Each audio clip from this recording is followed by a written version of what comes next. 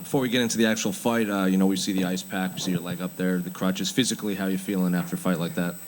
Yeah, good. Adrenaline's pumping after fight in front of the Sydney fans. I don't know what's going on. I'm like getting heart palpitations and stuff. And I'll probably let him land a few more calf kicks than I should have. But my calf's pretty conditioned from copping a lot of those over the times. So was that damage from what you were doing or him throwing a lot of That was from him throwing, yeah. I mean, I was just sort of like just planting and letting him land. Usually I would get out of the way. But it's all good. Didn't slow me down. So was that part of the game plan to attack the legs like that?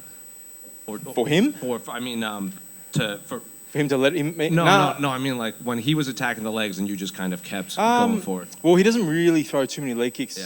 Yeah. Like none of these guys fight me the way they fight usually. It's kind of frustrating.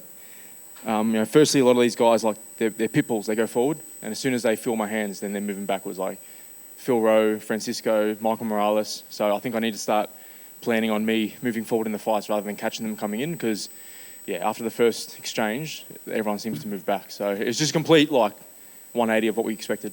So that was going to be my next question. So the game plan that he brought was not what you were expecting in there?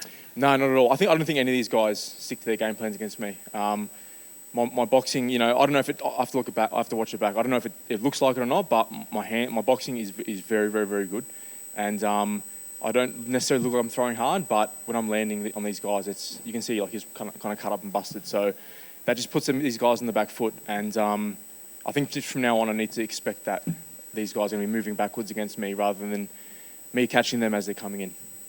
You mentioned, you had a little adrenaline going right now. You've long said, you don't have to fight in Australia. You kind of like fighting around the world. But what was it like fighting out there in Sydney again? It was good. Like I just want to get the finish. I was honestly expecting first round finish, just working on pumping those left hooks. But I think we were just both falling away from the left hooks a little bit too much.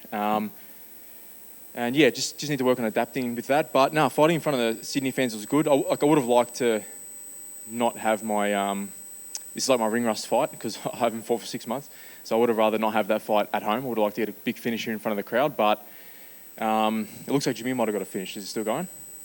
Still going? Oh, okay.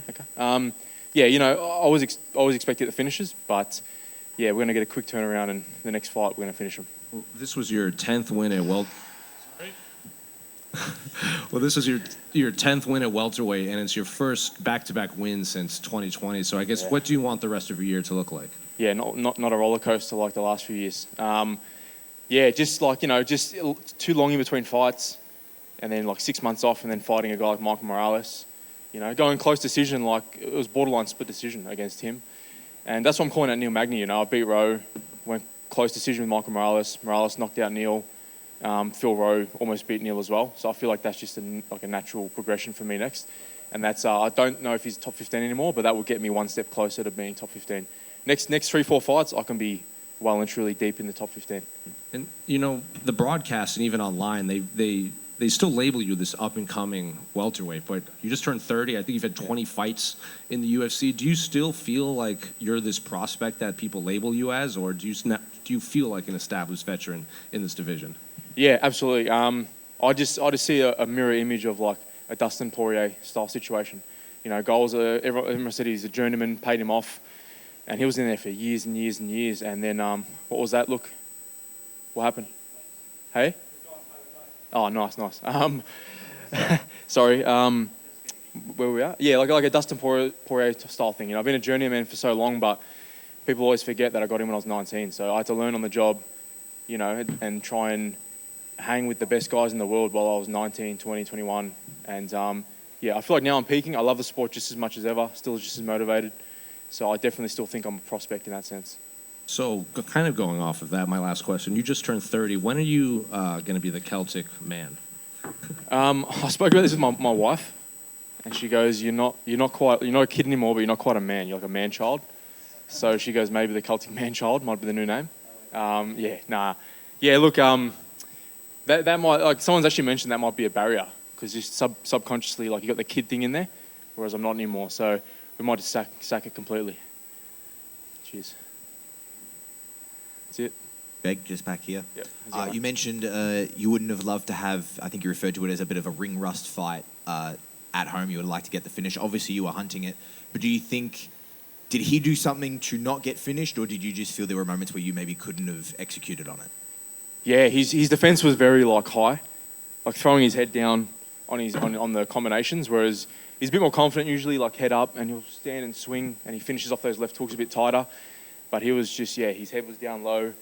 He was falling away on the hooks, obviously trying to just avoid me hitting him, which is a little bit frustrating because when someone wants to defend, it's very hard to hit him. You know what I mean? And you could see that his offense, he wasn't really landing much. So it's kind of double-edged sword. He was defending well, but he wasn't really landing much. There was openings there. There was openings there that the corner was calling from. I just didn't really adjust in time, which was the uppercuts because he's dropping his head. The uppercuts were there. Probably some body shots too, but it's just back to the drawing board and add them into our training camps. I wanted to talk about those clinch uppercuts. Jimmy has been using those very well throughout that fight as well. Is that something that really got worked on at Australian Elite Team this camp? Nah, it's something from my footy days. We used to just like jump a punch, get in close and throw them up. I don't know. Me and Jimmy, we're dogs. Like, you know, when we fight, we just, wherever the opening is, we're going to throw for it. So the opening was there, and I think twice I threw multiples, and it actually stumbled his legs. I don't know if you could tell or not, but he actually got a bit wobbled from those. Like I like being in pocket and in the dirty boxing range, and just need to start working on the accuracy in the gym.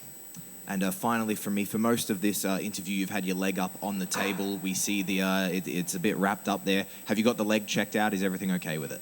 Yeah, just copped probably 5 or 6 kicks too many. It'll be fine. A couple of days. It's nothing unusual. I think I saw John McAuliffe was limping out with ice packs in his legs too. It's very normal for combat sports. So yeah, there's definitely nothing majorly wrong. Probably back in the gym in the next week or two. Awesome. Congratulations on the victory. Thanks, mate. Jimmy just fought to a draw. Oh, the guy must have rallied, huh? Okay, that's good. That's all right. Well, Jimmy's got more ring rust than I have. He's had like 500 and something days out. So just for him to get back in there, to be honest, like we know Jimmy close. Just for him to be able to come back and get back in the octagon, it's a big deal for him. Win, lose or draw. So, yep. I just wanted to ask, because it's your division, who you got in the Bilal and Shavkat fight? I love Shavkat. I'm a big fan of his. I know I shouldn't say that because we're like more like colleagues or peers, Might fight the guy one day, who knows? But yeah, I just like his style. He's just that still-faced assassin, just so well-rounded. He's I don't know. Him and Bilal in the wrestling game, Bilal might edge that out, but in the submissions and the striking, I think Shavkat's got it covered. So it's going to be an interesting fight. I think it's going to be a very eventful fight on Shavkat's behalf, or Bilal's going to sort of slow it down and control him and maybe grind out a decision.